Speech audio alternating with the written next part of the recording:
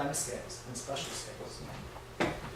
And this is compatible with what we know of star formation, because this is a picture from an Emil Green review paper, when you can see that, in fact, we know astronomically that you have star formation at different scale, right, in the galaxy. Okay. And also the sequential star formation, which we also need, is observed. So, for example, this is the famous star Orion star forming regions, where you have different clusters which have a range of ages. Right? So this is exactly the situation I've been kind of using. So to conclude, hoping it was not too far away from what you used to, that what we have identified is a generic mechanism for the origin of short radionuclides, which is induced cloud or star formation. And in a way, it's a very generic mechanism, because what provokes the formation of the next generation of star is the explosion of the supernova, or the wind power, right? But supernovae and winds do also provide extinct short radionuclides, so it's not surprising to find them there, provided that you respect the time scales, right, and the astrophysical setting. And so the origin of short radionuclides depends on some spatial and temporal scale. That's what we just saw. And so the last slide, so I think meteorite record within a few milligrams, right? Like a piece like that. Maybe one CAI, which does contain Anion-26 and Anion-26 and Anion-60 is maybe a few less than a milligram. And it does record in a way sequential star formation in a hierarchical ISM, which takes place on the kiloparsec scale. And in addition, maybe we have established the genealogy of the solar system, the first two generations being the last two generations being the best constraints. And also this work opens to some important questions. How common is our solar system?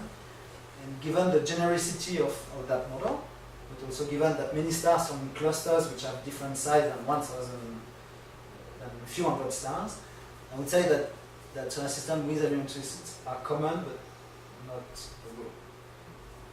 And thank you for your attention.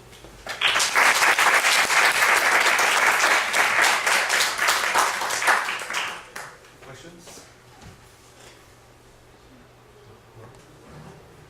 How dependent are your results on the yields produced by the Mathieu and Gounelle's rotating models?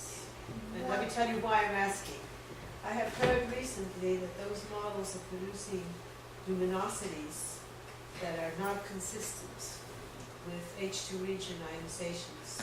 Okay. That they're overproducing ultraviolet fluxes. So those models may not be on firm ground, and so that affects on what your results might be, right? Okay, I think in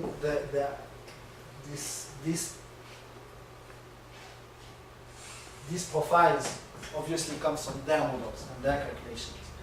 But then I believe in any model you will have something which has this kind of shape in a way.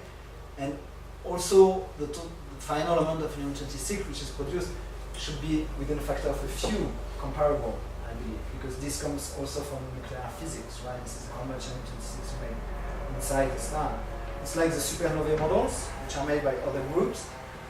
And to my knowledge, there are no other group which make similar calculations, right, than Mathieu and Gounelle. So it's difficult to compare. But for example, for supernova calculation, you have several groups, right, which have totally different models. And there are some differences, but this is within a factor of a few, right? Because the ingredients are the same. It's the physics, the nuclear physics, the way matter convects into the star and the way it is released. So it will change by a factor of a few. If it does change by a factor of a few, it does not matter because I'm not even picking any of these models, right? And for me, it could be here, or it could be here, or it could be here, or it could be here. So I don't really care for a factor of a few. So I would say it's not, the general picture is not that dependent. But I'm very happy to work with Georges and to use his models. At the very end, you said that the kind of aluminum 26 concentration we have is probably not rare but not typical. What kind of aluminum concentration would you think is typical, or what kind of a spread would you expect from your model?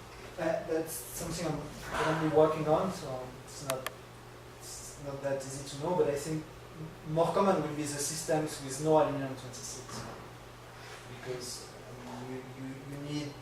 you need to be like, for aluminum 26, at least a second generation star, right? So it's probably not the majority.